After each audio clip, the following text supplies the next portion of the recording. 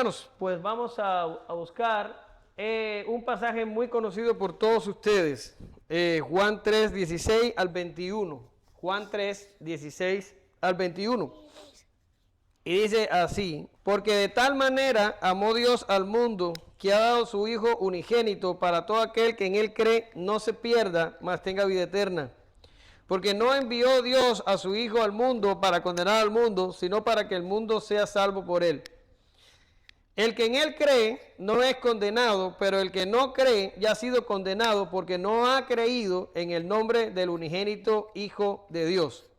Y esta es la condenación, que la luz vino al mundo y los hombres amaron más las tinieblas que la luz, porque sus obras eran malas. Porque todo aquel que hace lo malo y aborrece la luz y no viene a la luz, para que sus obras no sean reprendidas. Mas el que practica la verdad viene a la luz, para que sea manifiesto que sus obras son hechas en Dios. Te damos gracias, Señor, en esta mañana. Te pedimos que tú nos bendigas por tu palabra y que tú nos ayudes a ponerla en práctica. En el nombre de Jesús, amén. Gracias te damos, Señor. En nuestro último encuentro, 15 días atrás, ¿alguien se acuerda qué estuvimos viendo? ¿Perdón? Sí, cuando Jesús calma la tempestad.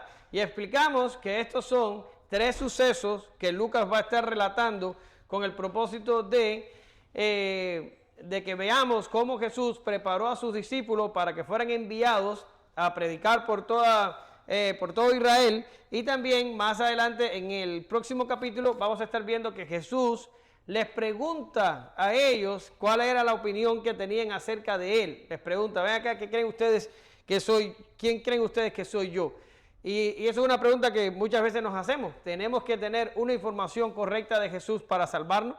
Y creo que en nuestras clases de la confesión hemos estado respondiendo a esta pregunta cabalmente, ¿verdad?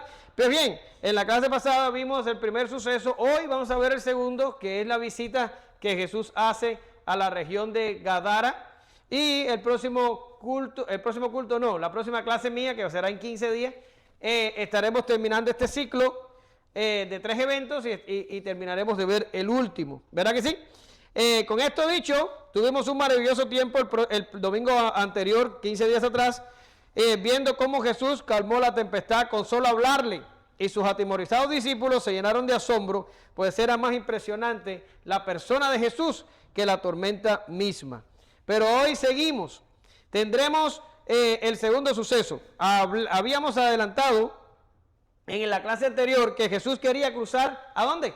A la otra orilla. ¿Y por qué quería cruzar a la otra orilla? Porque él sabía que allí había alguien que necesitaba ayuda. Pero aunque cosas impresionantes van a pasar, la gente de la región va a tener una reacción que, aunque es habitual, no deja de ser sorprendente. Mas como dice Pablo, cuando abundó el pecado, sobreabundó la gracia, y sobre eso también vamos a estar hablando en la clase de hoy. Bien, el contenido será, número 1, Jesús llega a Gadara. Número 2, Jesús encuentra a un endemoniado. Número 3, Jesús expulsa a los demonios. 4, Jesús es rechazado por los gadarenos. Y 5, Jesús envía al libertado a testificar.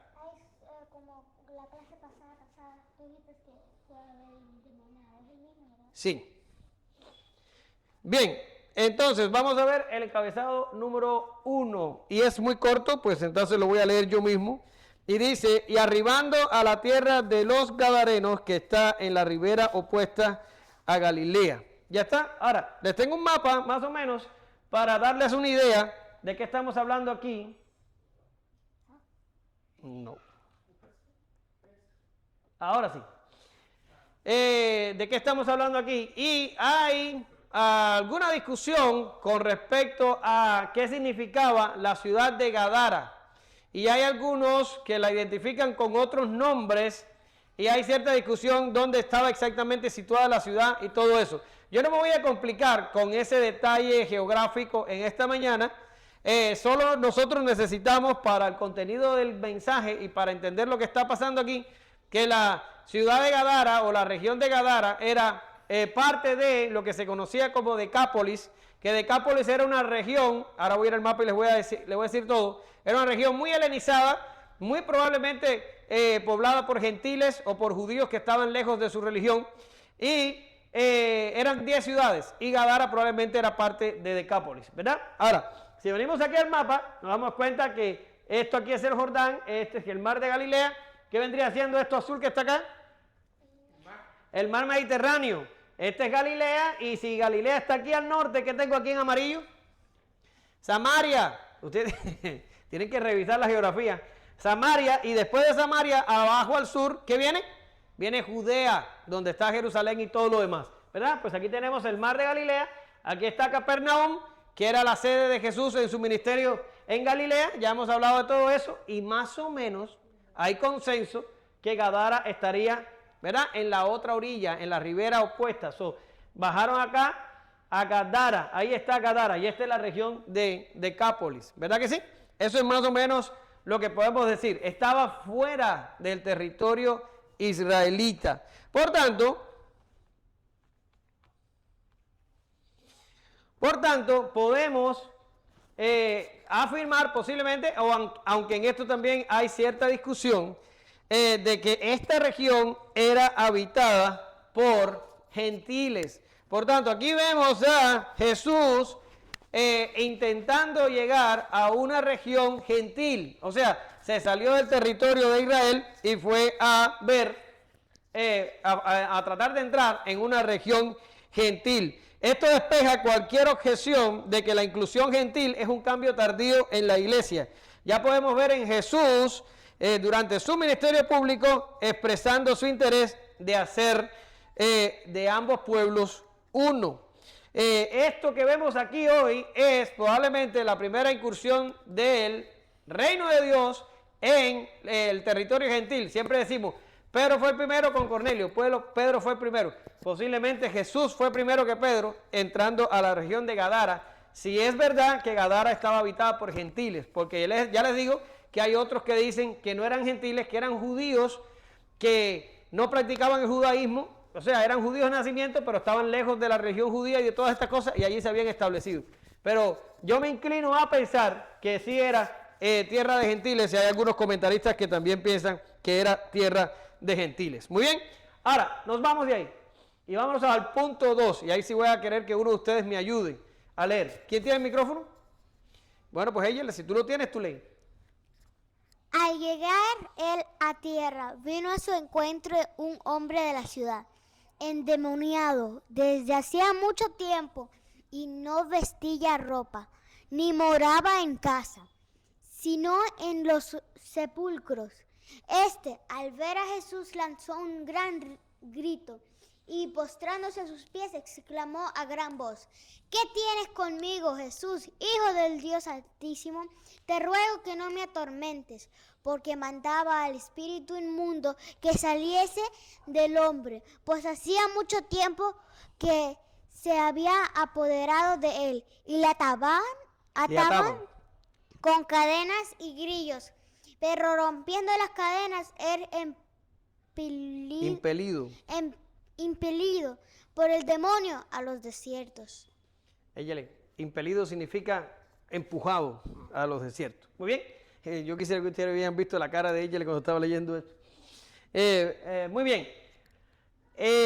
Dice Marcos, decía Alex al principio de cuando estaba yo tomando el lugar, que esto también se relata en Marcos. Si tiene razón, se relata en Marcos, Marcos 5 del 1 al 20, pero también se relata en Mateo 8 del 28 al 34. Ahí están los relatos paralelos de los sinópticos, ¿verdad que sí? Ahora, hay algunas cosas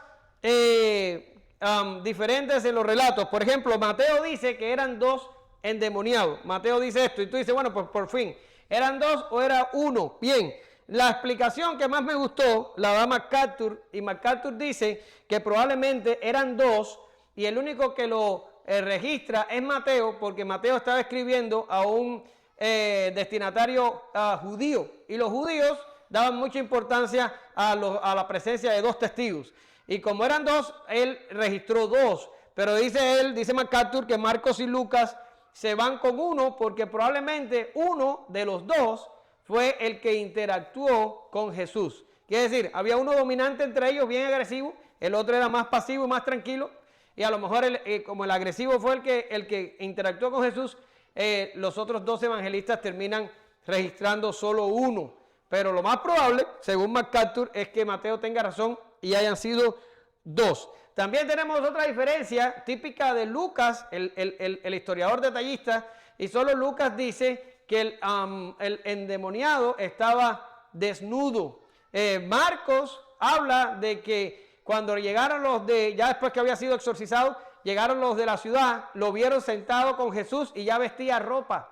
Pero él no dice que estaba desnudo. Hay que ir a leer a Lucas para que el evangelista te diga, estaba desnudo. Era un detalle que los otros 2 omiten, ¿verdad? Pero más o menos esto es lo que usted encuentra diferente entre ellos. Pero lo cierto es que Jesús llega a la otra orilla y cuando llega a la otra orilla se encuentra con este endemoniado. Se me olvidaba. Y Lucas también dice, médico al fin, Lucas también dice que llevaba mucho tiempo así. No dice la cantidad de años, no dice específicamente, pero sí dice que había estado mucho tiempo así. Y me llama la atención que Jesús interactuó con personas que habían sido afligidas por un largo tiempo. Y generalmente queda registrado en los evangelios su interacción con este tipo de personas. Por ejemplo, miren, en Juan 5:5, el paralítico que estaba en el estanque, esperando que se moviera el agua, ¿se acuerdan de eso? Este hombre, dice Juan, que llevaba 38 años enfermo, 38. Alex, ¿qué edad tienes? Oiga, ¿para qué? Bueno, más que la vida de Alex, 38 años enfermo llevaba este hombre. En Lucas 13:11, vamos a estar hablando más adelante de la mujer encorvada, dice la Biblia que llevaba 18 años poseída por un demonio que la hacía caminar encorvada. Y el próximo domingo, en 15 días, ustedes entienden lo que les quiero decir, el domingo que viene predica Martín, cuando yo me vuelva a parar aquí, vamos a hablar de la mujer con el flujo de sangre. Llevaba 12 años con flujo de sangre y había gastado toda su fortuna en médicos. Que así, generalmente Jesús libertó, sanó, ayudó a personas que habían sido afectados por algo en específico por un tiempo prolongado.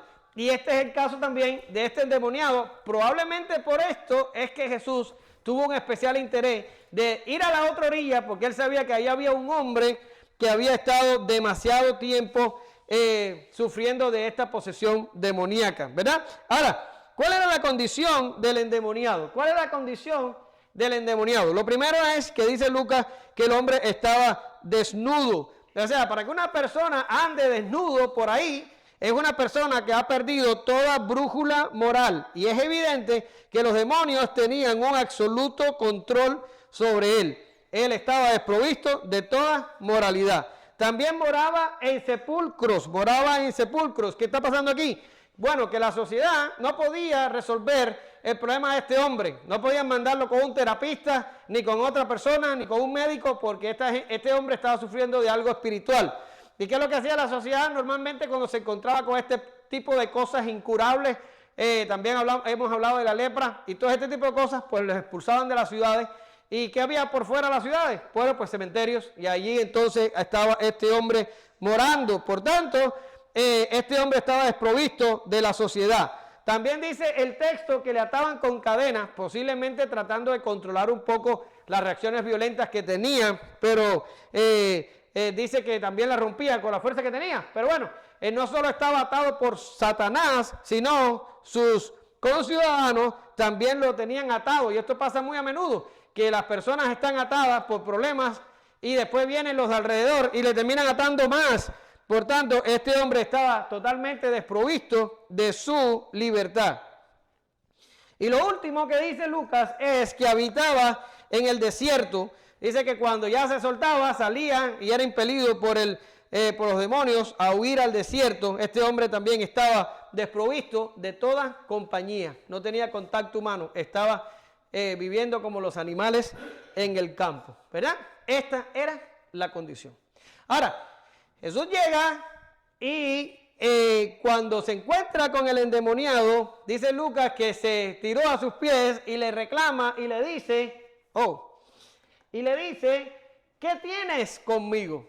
Lo reconoció inmediatamente. Ahorita vamos a hablar del título que utiliza, pero le dice, ¿qué tienes conmigo? Le dice, vienes a atormentarnos antes de tiempo, te ruego que no nos eches en el abismo. Bueno, aquí hay demasiado, y no voy a estar hablando mucho de esto para que no se me desvíe la clase, porque quiero mantener el hilo, pero aquí lo que se produce básicamente es que el demonio reconoce inmediatamente a Jesús.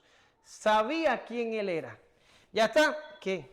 Hemos hablado sobre eso con otros endemoniados. Sí. Entonces, esto es como dice ella, ya hemos hablado sobre eso. Bueno, sí. En Hechos 19:15 ocurre un encuentro inusual de unos exorcistas autoproclamados, los hijos de un tal Esceva o algo así decía, y se pusieron a tratar de exorcizar demonios como lo hacía Pablo, y se le acercaron a una persona que estaba endemoniada y le dijeron, os conjuro en el nombre de Jesús, el que predica Pablo. Y esta fue la respuesta del demonio, y es muy interesante. El demonio dice que, respondiendo el espíritu malo, dijo, a Jesús conozco y sé quién es Pablo, pero vosotros quién sois. Y dice que se les tiró para arriba y les dio una paliza, y también tuvieron que huir a casa desnudos. Parece que también les rompió la ropa, pasaron un momento muy desagradable con el espíritu malo. Pero el espíritu malo reconoció que conocía a Jesús. Por tanto, ellos conocen. Y ahora voy a poner una col en medio de la ensalada de lechuga, porque aquí dice, y también sé quién es Pablo. Ok, esto no significa que los demonios nos conocen a nosotros, ok, no se les suba la temperatura, porque hay algunos que los he visto decir que nosotros somos conocidos en el reino espiritual. No creo que ese sea el caso, ok. Pablo era una persona muy peculiar y tuvo experiencias bastante singulares, ya está, y probablemente era conocido. Fíjese como el demonio habla, porque es específico, es muy específico cuando dice, a Jesús conozco. No tengo el tiempo para explicarles que la palabra conocer en la Biblia no es un simple, sí, mira, por allá va el vecino, se llama Daniel. No, no es así. El conocer es más allá de un simple, sí sé quién es. No, tenía una información válida y tenía un conocimiento muy adecuado de quién era Jesús. Y cuando habla de Pablo dice, y de Pablo sé quién es, lo he oído mencionar, se habla de él, pero es Pablo, ¿ok?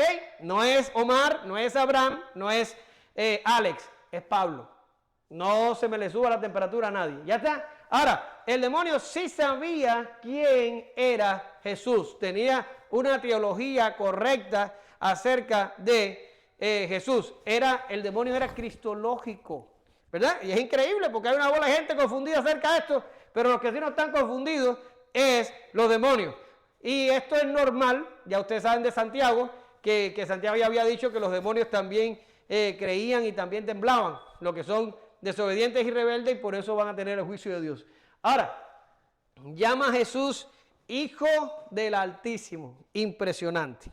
Altísimo es una expresión antigua que se usa para hablar del Dios verdadero, el más alto, el que está por encima de todo, el jefe, el soberano.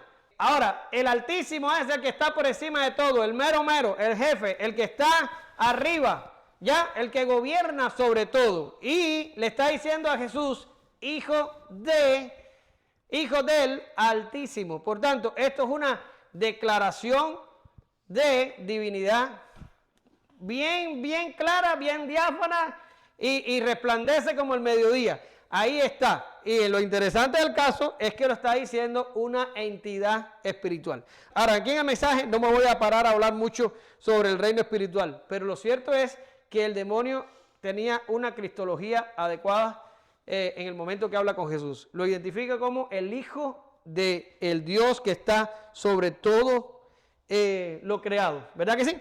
Bien, vamos a seguir adelante y vamos a ver el punto 3.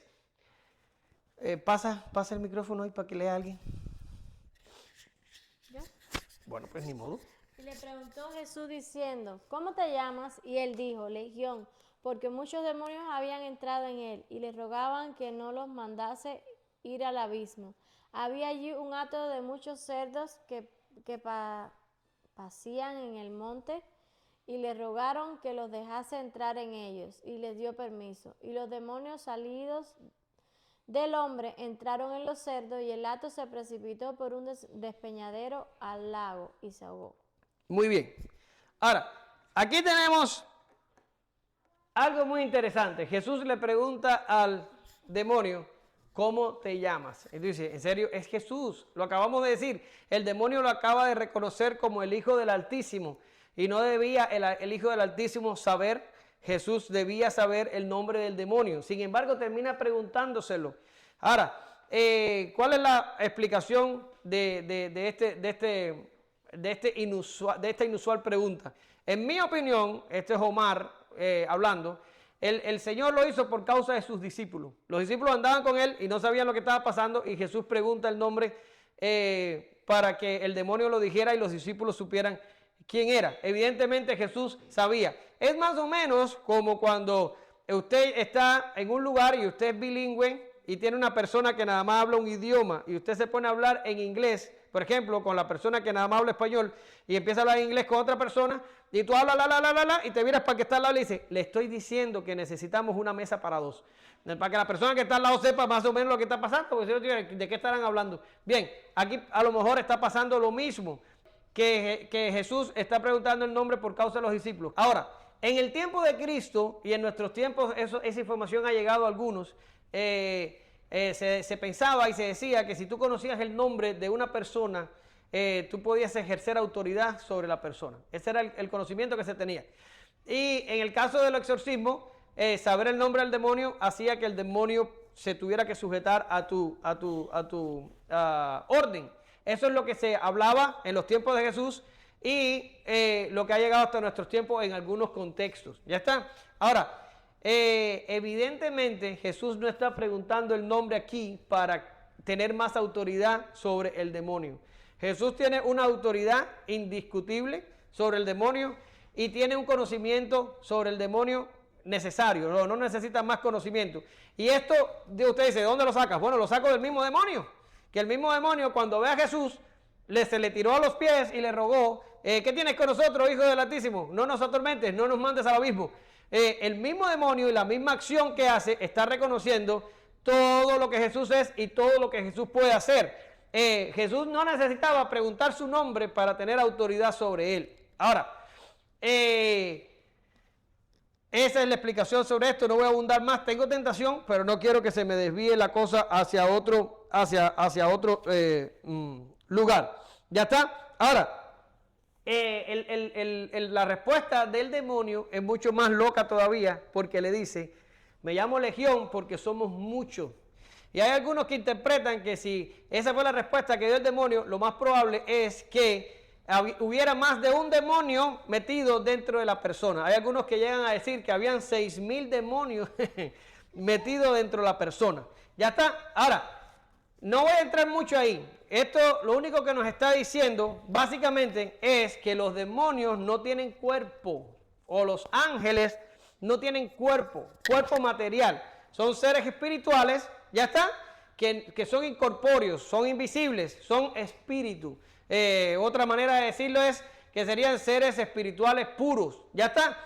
Por eso podían habitar 6,000 metidos dentro de una persona.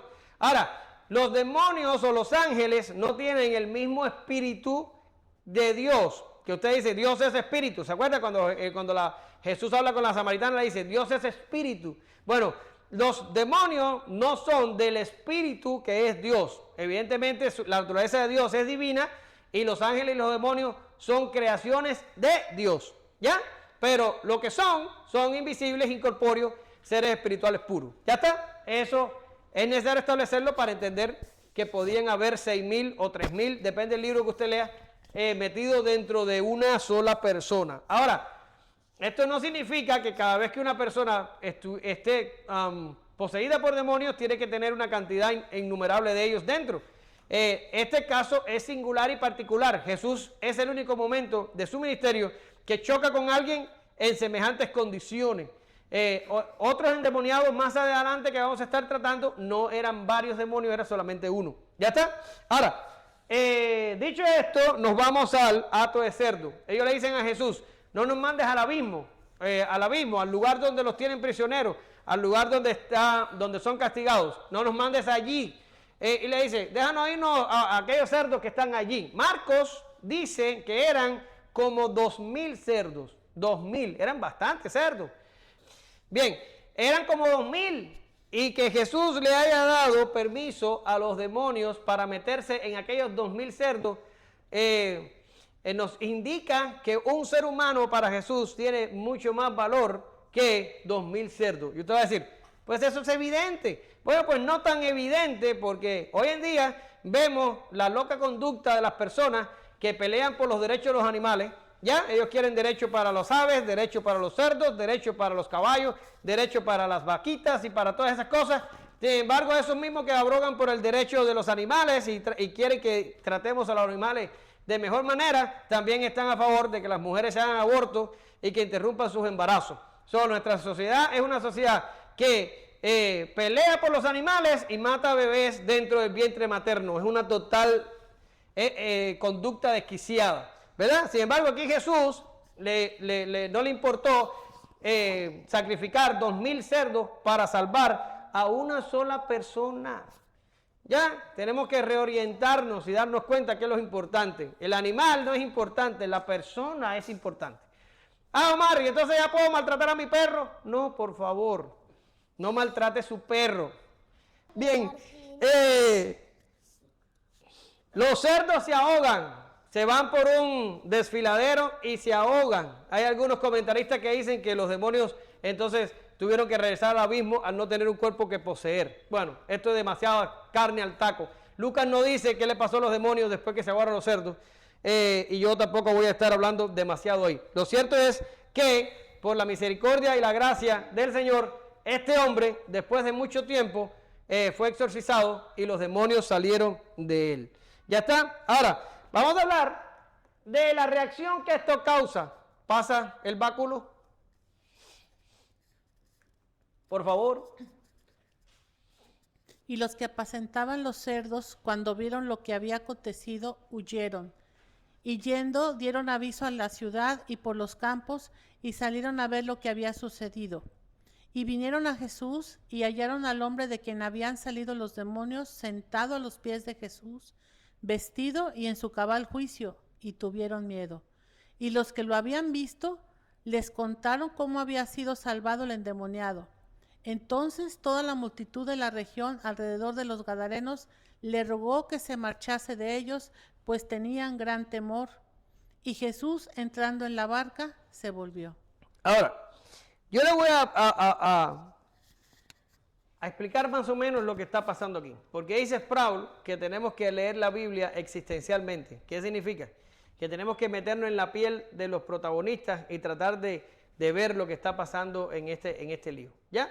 Y cuando usted lee esto, usted se da cuenta que las personas que estaban apacentando los cerdos fueron testigos absolutamente de todo. Ellos no solo vieron los cerdos tirarse por el precipicio, ellos vieron a Jesús de la forma que habló con los demonios, ellos vieron cuando les pidió permiso, ellos vieron todo, porque ellos le dicen a la gente de las ciudades que había sido Jesús el que había sacado los demonios de la persona y las había metido en los cerdos. Ellos sabían todo. Ahora, estoy hablando de que posiblemente estas personas eran gentiles o eran judíos que habían abandonado su cultura, su religión y estaban viviendo allí como gentiles. X, lo que usted quiera ponerle ahí, usted póngale. Pero lo que yo creo que pasó aquí es lo siguiente. Y es que ellos estaban apacentando los cerdos y de momento ven una multitud de unas 13, 14, 15 personas, suponiendo que a lo mejor eran solo los discípulos, en ese caso serían 13, pero a lo mejor había una mujer entre ellos porque generalmente andaban con mujeres que les ayudaban y realmente no sabemos cuántos iban. Pero bueno, vamos a suponer que eran solo 13. Iban caminando por el camino y seguro que los de los cerdos dijeron, mira, los judíos aquellos están yendo directamente donde está escondido el endemoniado. Les va a ir para arriba y los va a dañar. Vamos a ver para divertirnos con esto. Y fueron de chismosos, como los cubanos, y fueron allí a ver lo que estaba pasando y se toparon con la grata sorpresa de que el que estaba caminando allí era el hacedor de los cielos y la tierra y le salió mal el truco y les tocó ver todo lo que había pasado. Pero en mi opinión, porque usted se pregunta, si tú estás apacentando cerdos por allá, ¿qué te importa a ti lo que pase con un endemoniado? No tenían que tener tanta información. Pero en mi opinión, ellos se movieron maliciosamente porque lo que querían era que el endemoniado se les lanzara arriba al grupito de judíos y les creara algún mal. Y al acercarse tanto, pudieron obtener toda la información de lo que estaba pasando, porque ellos supieron toda la sopa, la supieron completa, y pues fueron capaces de transmitirla entonces a la gente de la ciudad. Había un grado de cinismo en sus acciones, se acercaron a ver cómo el demonio dañaba a Jesús, pero esto no pasó.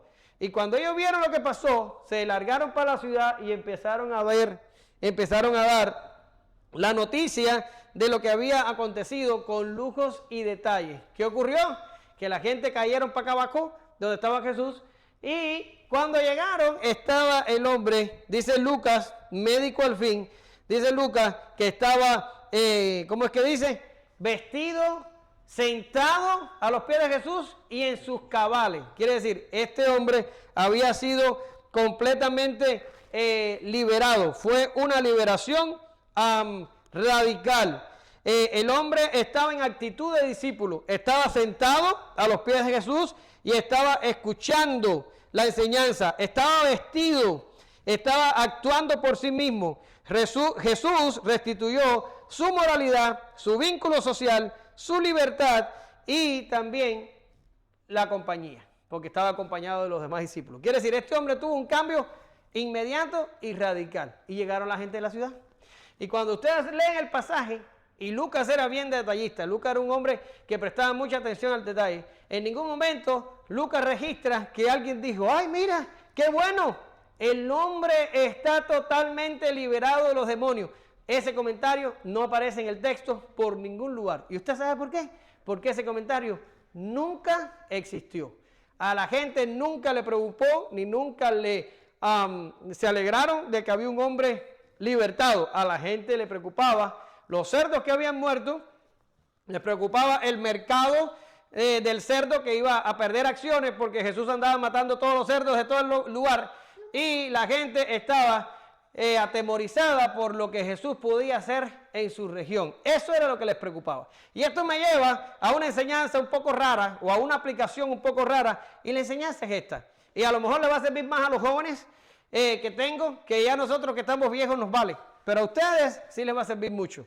Y es que a veces pensamos y decimos, ay, pero ¿qué van a pensar mis amistades si yo soy cristiano? Ay, pero ¿qué van a pensar? ¿Qué van a pensar mis maestros? ¿O qué va a pensar X personas cuando se entere que yo soy cristiano? O que yo soy esto, o que yo soy aquello. Hijo, mira, nunca te importe lo que la gente piensa, porque tú no le interesas a la gente. Nunca le hemos interesado a nadie. La sociedad lo que quiere es que la cosa se mantenga en el status quo. Y los ricos van a seguir siendo ricos, los pobres van a seguir siendo pobres, los dominantes van a seguir dominando y los afectados van a seguir afectados. Así funciona nuestra sociedad. A la gente no le importa a nadie, le importan ellos nada más. Así era Gadara y así es nuestra sociedad. No te importe lo que piense la gente, porque la gente llegó aquí y en vez de alegrarse que un hombre había sido libertado, lo que estaban preocupados era por los cerdos.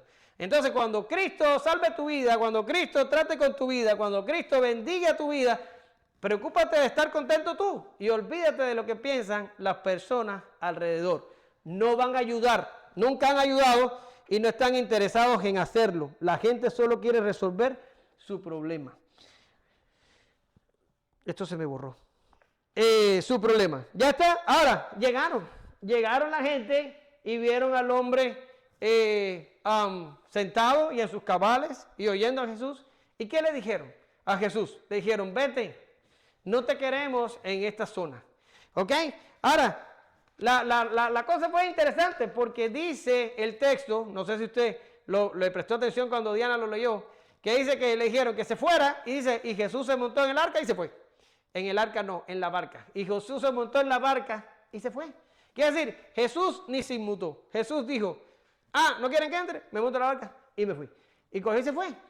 Mira lo que dice acá, Lucas 9:5, lo vamos a ver en 15 días. Y donde quiera que no os recibieren, salid de aquella ciudad y sacudid el polvo de vuestros pies en testimonio contra ellos. Por favor, mis queridos hermanos, cuando usted le predique el evangelio a alguien y la persona te menosprecie o te haga algo humillante o te desprecie de alguna forma, sacude el polvo de tus pies. No significa que te tienes que quitar los zapatos literalmente y sacudir el polvo, por favor. Sacude el polvo de tus pies y lárgate. No le digas más nada. no le tiren las perlas a los puercos. ¿Lo entienden? No tenemos que predicarle el evangelio a una persona que no nos quiere escuchar. ¿Lo oyó? Póngalo ahí en las notas. No tenemos que predicarle el evangelio a alguien que no nos quiere escuchar. Así es. Ya Jesús se le montó en la barca y se fue. Ahora, mire lo que dice Romanos 1:28. ¿Es normal la reacción de la región? Sí, es totalmente normal. ¿Y es normal la reacción de Dios? Totalmente normal. Y como ellos no aprobaron tener en cuenta a Dios, Dios lo entregó a una mente reprobada para hacer cosas que no convienen. No quisieron a Jesús, Jesús se montó en la barca y se fue. ¿Verdad? Ahora, esto, la parte esa lágrima que ustedes están viendo ahí es alergia, no se preocupen, no es que estoy llorando. Este evento de la liberación de esta persona debería ser, y es, el clima de este mensaje, y el Jesús expulsado debería ser la coda, debería ser la terminación de la historia. Pero Lucas todavía muestra una faceta más, y es la faceta que me impacta a mí en esta sección. Y bueno, a lo mejor a usted le impacta a otra cosa, y está válido, no importa, pero la que me impacta a mí es la que viene a continuación, y ya con esto termino. Ya estoy acabando. Martín, por favor. Y el hombre de quien había salido los demonios le rogaba que le dejase estar con él. Pero Jesús le despidió diciendo, vuélvete a tu casa y cuenta cuán grandes cosas ha hecho Dios contigo. Y él se fue publicando por toda la ciudad cuán grandes cosas había hecho Jesús con él. Ustedes saben cómo yo nombraría este encabezado si no hubiera puesto Jesús envía al libertado a testificar. Yo hubiera puesto la supergracia de Dios en acción. Así lo hubiera llamado. ¿Por qué razón? Vamos a meternos de nuevo de forma existencial en el pasaje. Jesús va a esta región, sabía que un hombre lo necesitaba. Fue, le expulsó una legión de demonios. Le expulsó la legión, el hombre se vistió, se sentó a los pies de Jesús, se puso a escuchar la enseñanza, llegaron la gente de la ciudad y expulsaron a Jesús de allí sin ni siquiera dar gracias por lo que Jesús acababa de hacer. Y Jesús, bueno, pues se montó en la barca y se fue. Pero Lucas pone una postdata, pone una nota al pie. Y Lucas explica un pequeño detalle que yo digo que lo cambia todo. Y es el detalle de que cuando se fueron a ir, el hombre fue a seguirlos. Imagínate tú, después de semejante experiencia, ¿qué vas a hacer tú? Pues seguir a Jesús, eso es lo normal, ya está. Y cuando fue a través de seguirle, Jesús le dijo, no, vete a donde está tu gente y vete a la ciudad donde vives y cuenta las cosas que Dios ha hecho contigo. Esto es la super mega gracia de Dios en acción. Lo acababan de rechazar, lo acababan de decir, vete, no te queremos. Nos acabas de costar 2,000 cerdos. Ahora el cerdo se va a poner caro y ahora vamos a pasar hambre. No. Jesús todavía pensó y dijo, ok, no me dejan entrar, no me quieren.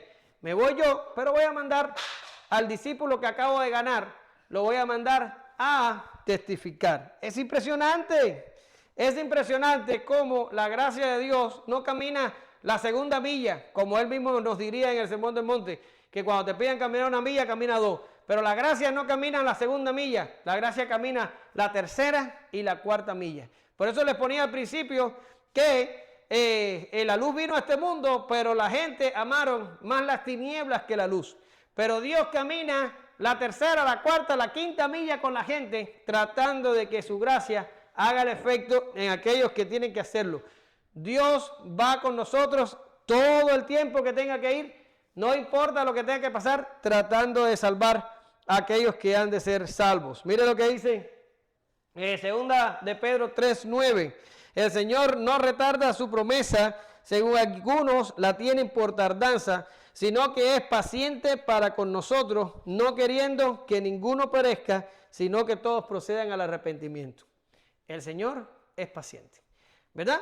Y mandó a la persona libertada a predicar a sus conciudadanos. Ahora, ya para terminar y entrar en las conclusiones, sí merece la pena un poquito hablar de la persona liberada. Ya hablé de Dios, ya hablé de la actitud de Dios, de ir un poco más allá por tal de alcanzar al perdido, pero vamos a hablar del hombre, ¿verdad? Porque este era un hombre posiblemente gentil, que había sido liberado de unos cuantos demonios.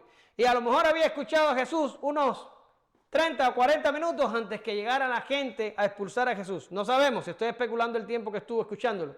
Pero Jesús le dijo, cuando él se fue a ir, Jesús le dijo, no te vayas conmigo.